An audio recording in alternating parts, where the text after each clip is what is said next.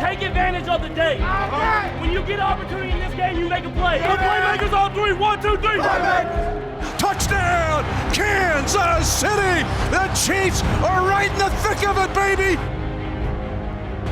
And welcome, everyone, to Defending the Kingdom. Mitch Holthus with you, the voice of the Chiefs, along with the man that we know as the Shop, the Barber Shop, the Spider-Man, the Richmond Spider, Shawn Barber, 10-year NFL veteran, community leader, and Ambassador Deluxe. Barbershop, it is good to see you again. And we got the guys on the field. We get inching even further and further closer to a 2020 season. Man, I kind of feel like all the anticipation, the excitement, the emotion, everything is starting to crescendo. Everything is reaching that peak point, and we just want to see some live football, some guys on the field. I don't care. I don't care if we have fans, don't have fans. I just want to see some football, man. And I thought you would bring up my headphones and our headphones here, because this edition of Defending the Kingdom is brought to you by Bose Headphones.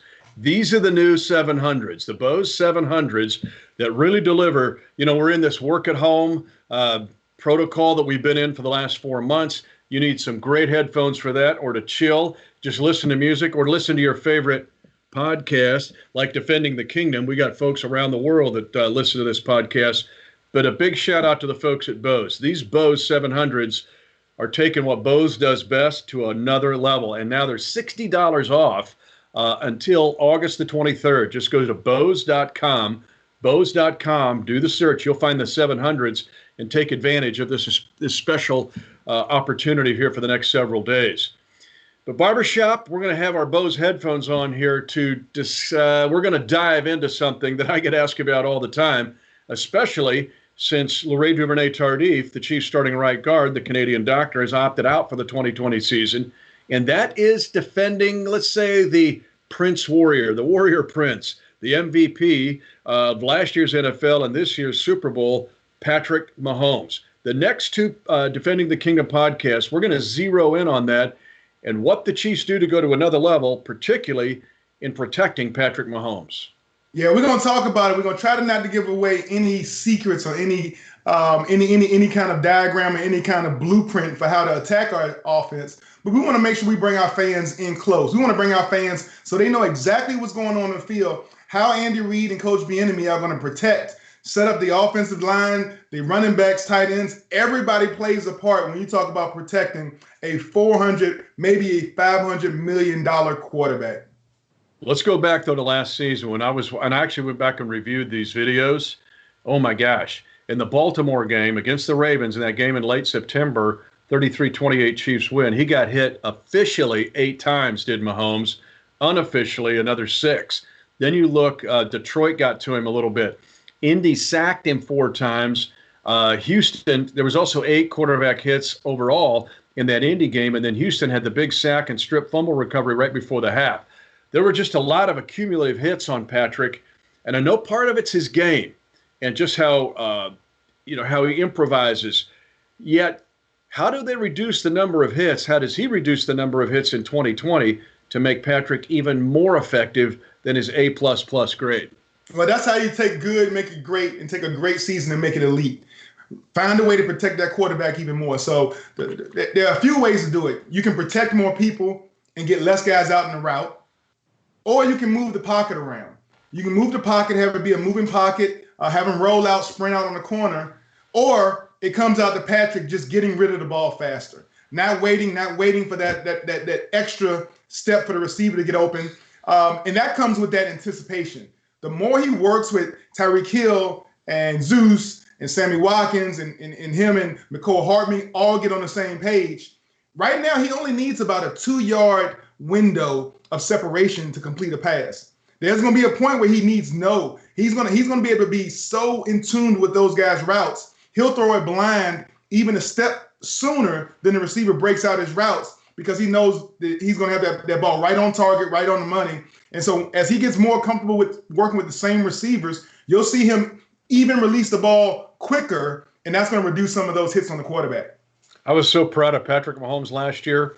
Go back to our Defending the Kingdom podcast of a year ago in the spring, because after his 50-touchdown, 5,000-yard MVP performance, getting the Chiefs to their first AFC championship game in forever, We discussed what's the next step, and I mentioned time, score, situation.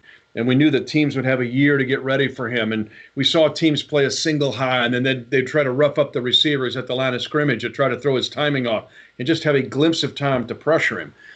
But I saw Patrick Mahomes last year have a better year in 2019, I thought, even though less stats, because he was grinding through that year. He was patient. He would wait to strike. Think of the Wasp in the fourth quarter of the Super Bowl 54 victory. But you can go back and look that he would take what they were giving him, Shop, but then wait to strike, because he's like Muhammad Ali to me. He may spar with you in the 7th, 8th, and 9th round, and you think, I'm ahead in points, and then he knocks you out in the 12th or 15th round. To me, he's the Muhammad Ali of the NFL right now. Yeah, he understands that the only time the scoreboard matters and when it's all zeros and the time left. If no more time's on the clock, that's the only time you need to look up on the scoreboard and have more points than your opponent.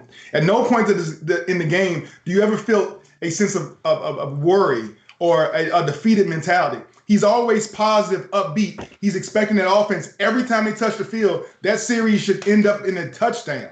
And that's the kind of excellence you demand from that leadership position as your quarterback. And Pat has been doing that since day one, since he got here. And it's not a make-believe. It's not a arrogance about him. It's how he goes about his everyday, expecting excellence from that, not just himself, but everybody in that huddle and basically everybody on the football field with him throughout practice.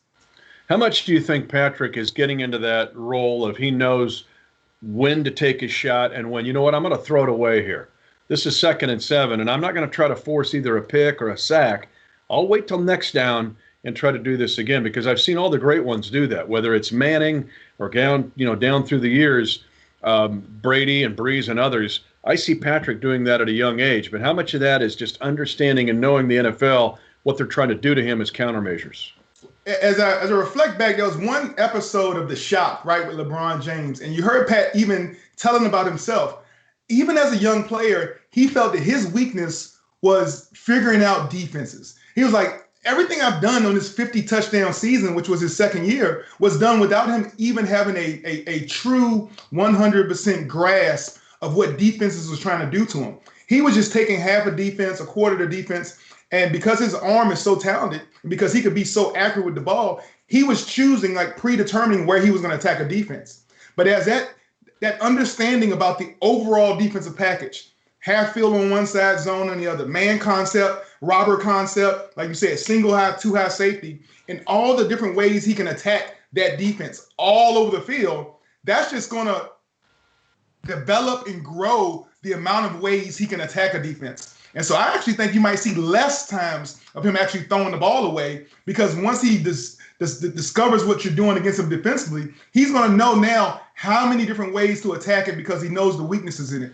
That's going to continue to grow as he gets more and more experience on the NFL level going against NFL level defensive coordinators. And so I see a brighter, even though with the MVP season, the Super Bowl MVP, now he's got the Lombardi Trophy here in Kansas City, there's still a brighter future for his development at the quarterback position. And I think that's what has everybody buzzing here in Kansas City.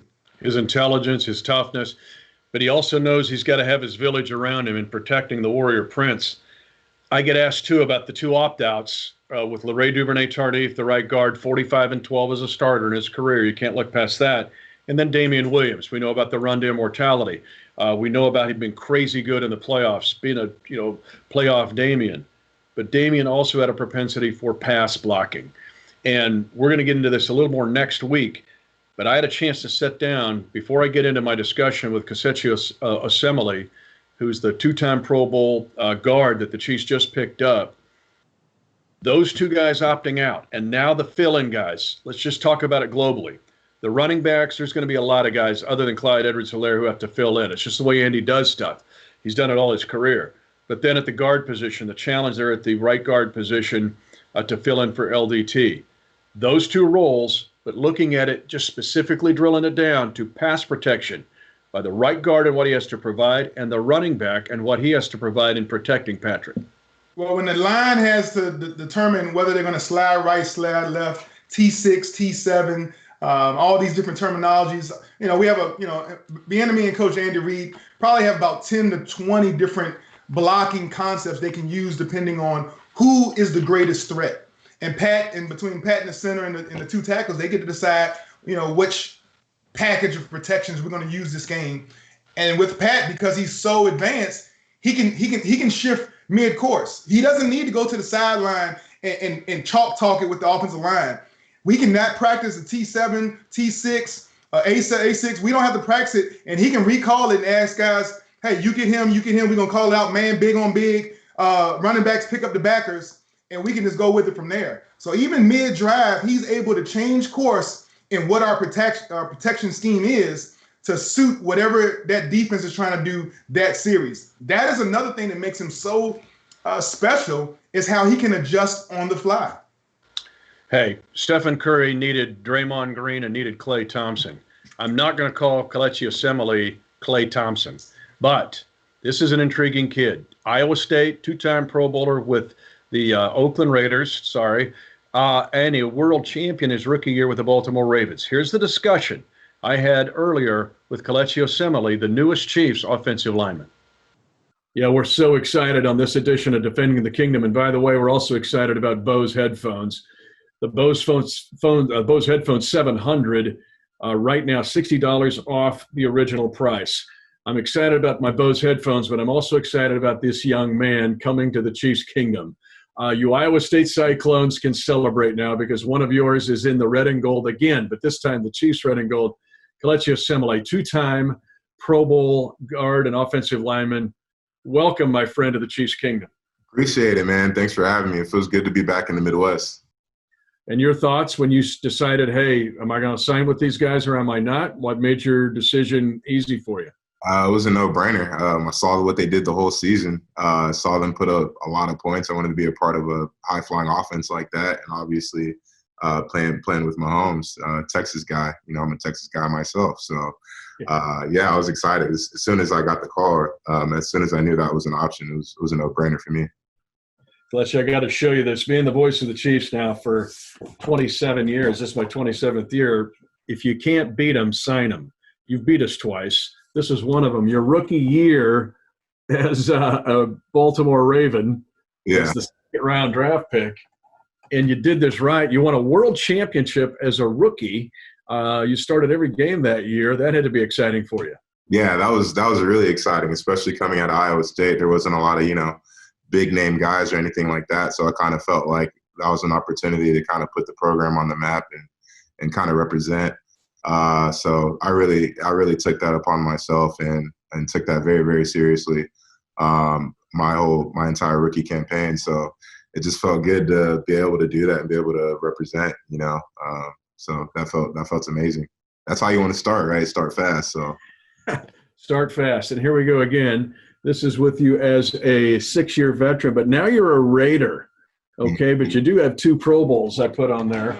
But going from being a Raider and now a Chief, that dynamic.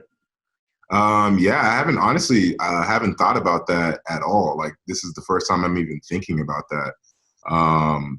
It's kind of crazy. I remember it just being so loud when we would come here and play, and just being an explosive offense and just coming back out on the field like, okay, we got to score again. Like, these guys are scoring pretty fast.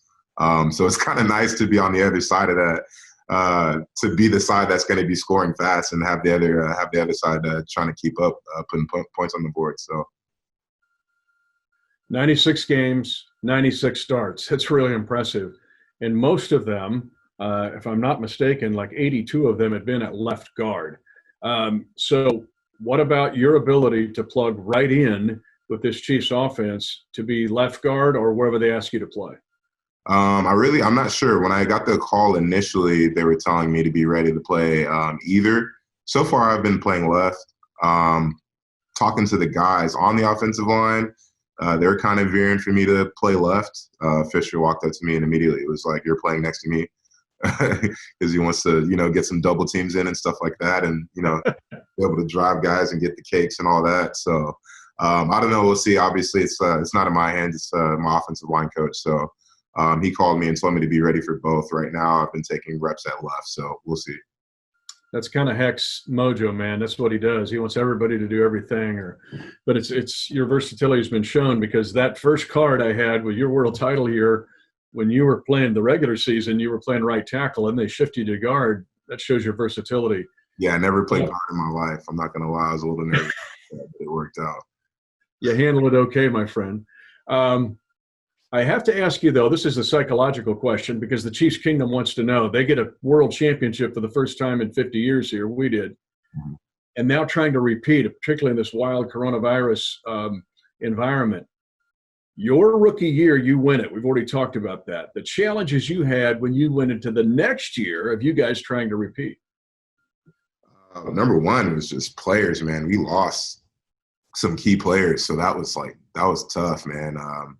Just from a leadership standpoint, we didn't have the same leadership, losing Ray Lewis and Bernard Pollard and Ed Reed and everybody.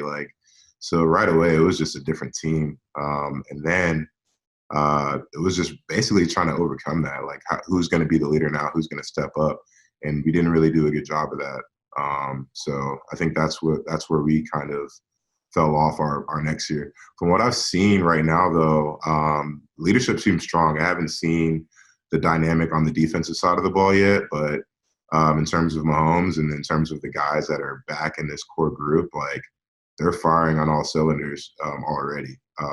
It's like they haven't taken a day to not look away from the playbook. Everybody's been in their playbook and everybody's just clicking, running their routes. There hasn't been any missed assignments or anything like that, which is actually pretty crazy for how early it is right now because we all just, got together. So there's some momentum. I'm not the type of person that likes to get too far ahead of what's going on, but right now it's looking pretty good right now. Well, it leads me to the next question, because I say we're defending the kingdom, but you're going to have to defend the Warrior Prince here, the MVP, not only the Super Bowl, but the MVP of the league the year prior to that. Mm-hmm. Playing the chance to play with Patrick Mahomes, the importance of protecting Patrick Mahomes, and your role is maybe as the starting left guard on this team, what the challenge is for you for that. I'm kind of one of those people where it's, you just do your job no matter what. It's one play at a time, one step at a time. That was my mentality my whole rookie year, obviously, it being my first year. And that was my mentality during the Super Bowl. Sometimes if you try to make things too big, you can lose sight of the small things. So it's really just about your technique and your fundamentals and staying locked in. Obviously, the job is paramount. It would be understated to say anything less than the fact that him, getting hurt or getting hit or anything like that is pretty much, the end of the season. He's a championship caliber player. He's the best player, in my opinion, in the NFL. So it's obvious that that's the most important job, but you can't think like that psychologically. Your mindset has to be you're locked in every single play. You're doing your job. You're executing your technique and your fundamentals, and that everything else takes care of itself. But it's a very important job, obviously. And with that in mind, one of the things I always love to watch at camp and understand how important it is you working in concert with your band of brothers on your shoulders here. And Fish has already said, hey, I want you at left guard. I want you on my right shoulder, working in concert with your tackles. You did an awesome job of this, especially in Oakland. When I would watch to prepare for the Raider games, I was like, man, that guy is just on it. Working in concert with both the center and the tackle and how important that is in the next several weeks, as much as learning this offense.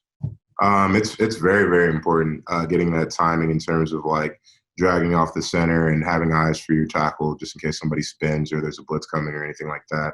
I take pride in always being there for them, especially for my tackle. And especially for my center as well in terms of giving him time to get in front of his nose. But a lot of people in the league know that I'm the guy that likes to take somebody out of their cleats if they do go inside on that inside move. So that's usually why tackles are pretty excited to have me blocking next to them. So yeah, I'm just excited about, getting the plays down and being able to do that. It's kind of just with me, it's doing that first thing, dragging off and being there for my center. It's okay, that's my technique, but me getting to take off and take somebody's head off potentially that's what's fun to me about the game, being there for my tackle on an inside move. So Yeah, I'm very, very, very, very excited about playing with the guy as good as Fish is, because I know he's going to be that type of dude where he's going to set that up for me, overset on purpose. He's at that level where he can do that. So I think we're going to have a lot of fun. What about this offense? What have you learned about it? I know that they like the offensive lineman to move, whether it's just power on the run game, which you can do very well, or the screen game. Andy Reid is a master of the stinking screen game. What about this offense and your ability to move with that offense? Yeah, like it's going to be fun. We ran a play today where I don't want to give too much away, but there was more than one person pulling, and it was interesting. And there was options attached to that. Like it wasn't just a simple play. So there's just so many ways that you can beat a defense with this playbook. Another thing I'm really excited about is here's another play that we put in, one of the screens. And it was just like the concept of everybody being connected. Like the running back has his specific landmark. So the lineman can't be wrong if we execute the play, like execute our rules. And I've never really had it where the communication was just so set. Like the rules were just so set. Like everybody knows exactly where they're supposed to be. And if you do your job and you're running right down, the edge of the sidewalk and the back's getting the ball at the right timing, you just can't be wrong, and then you just get to cut it loose, and it's so cool to be a part of that, because then you let your athletic ability kind of take over after you take care of your responsibilities, and then you're just having fun. So I'm excited about that with the screen game. I'm excited about all the little wrinkles we have, running some pull plays and some options off of the pull plays. Like I've never been a part of an offense like this, and I kind of like being on the other side now. It's like you kind of see why they score so many points. So it's pretty cool to see that firsthand. I'll close it out this way. I think your name, does it mean thank God in Nigerian? It does. Yeah. It's an Igbo name. Yeah. We're thanking the Lord for you being here, but also just the Watano Passanio being here and actually Christian Okoye, you'll meet him, right? The Nigerian Nightmare when he played, but just the impact, and I'm excited to see it, of the African continent, of first and second generation from all over the continent, and its impact now in the National Football League. How much pride do you take in that? I take a lot of pride in it. There was already like quite a few guys when I came. I wouldn't say quite a few. There's a handful of guys when I came in as a rookie, but now it's like there's a lot of us, and it's pretty cool. Like we're in a Instagram group thing and group texting and stuff like that. We all check on each other, call each other out, keep each other accountable. It's really cool, man. Because like where I grew up as an athlete, there wasn't a lot of other Nigerian athletes around me. So it's cool that every team lately that I've been on, there's a few guys. And it's cool. And it's interesting too, because it's like our parents never played football. They don't even really understand it. They played soccer. And they understand that. They try to push us that direction. But being born here in America, and it's such a American game, and that's kind of how you assimilate into the culture as a young boy, and how you make friends and all of that. It's crazy to see that there's so many of us now, and it's really cool to see. It's pretty dope. Well, we'll turn your name on you and say thank the Lord that you're here, buddy. It's awesome to have you in the Chiefs Kingdom. Excited to have you part of this team. It's awesome to be here. It's God's plan, obviously, that I'm here, so I'm excited. So obviously, Shop, Kelechi Osemele is excited to be here and protecting Patrick Mahomes. Yeah, as he protects one of the most gifted quarterbacks in the league, he understands, like you said, from being with the vaulted Raiders, playing on a Pro Bowl level. So he knows how to motivate himself. He has the talent. And then starting out with a Super Bowl winning championship attitude from the Ravens organization, he knows how to go deep into the playoffs. That's just the type of athlete we want to add to this offensive line. Shop, I love the way you think, because I know you're thinking the next step of protecting Patrick Mahomes has nothing to do with the offense. Is that right? Oh, definitely, man. We got a guy like Pat Mahomes. He's got that arrogance. He has that it factor. He has what everybody is looking for their franchise quarterback. There's somebody that plays like a lion each and every week. There's no sheep in this guy. He's not looking to hide. He's not looking for defenses to let him off. He invites the pressure. He wants the pressure. He wants the spotlight on him because he knows he has the ability to make the play. And that goes back to what we said at the very beginning of this podcast. was the fact that you don't want to take that out of him. There are times I'm going to throw this one away. I'm not going to force it into double coverage like Seattle of 18. I'll check it down or throw it to Kelce or throw it away. But I want to keep that edge of this, maybe the most remarkable guy in the NFL has seen for a generation. So you want to keep that, but you want to make an A-plus guy A++. Yeah, if you think about that Tennessee Titan game, what if he threw the ball away instead of running for that touchdown? That would have changed the whole dynamics of the game, and he's got that attitude. He's trying to score. He's trying to find a way to put this team in the promised land, in the end zone, each and every drive. And sometimes he puts himself at risk, but he's not afraid. He's not scared. He plays lion-hearted. And wait a minute, as we get ready to go into next week's defending Patrick Mahomes, defending the kingdom, defending the Warrior Prince, you're telling me maybe the defense could be involved in this. Man, it's going to be tough when other defenses, when they try to attack us, we get up. And now it's time for our defense. What is our defense going to do to help protect Patrick Mahomes?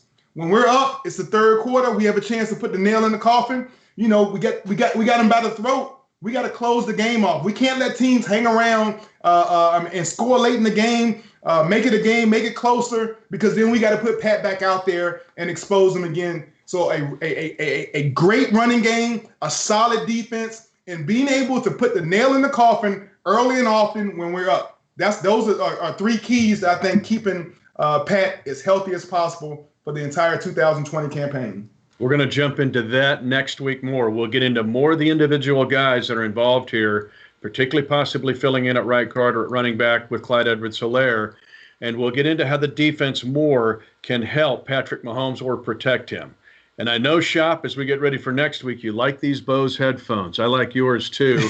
But we got to remind everybody that the Defending the Kingdom Show podcast brought to you by Bose headphones, the 700s. In this era of working at home, you got to chill at home.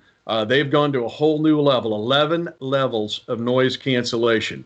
And now, until August 23rd, go to Bose.com. You'll get $60 off the original price of these Bose 700s.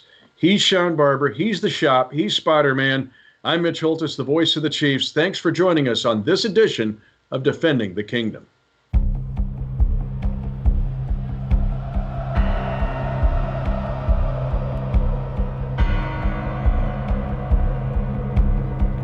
Thanks for listening to the Chiefs Official Podcast Network. 10-5, touchdown! Lock it down! And the celebration begins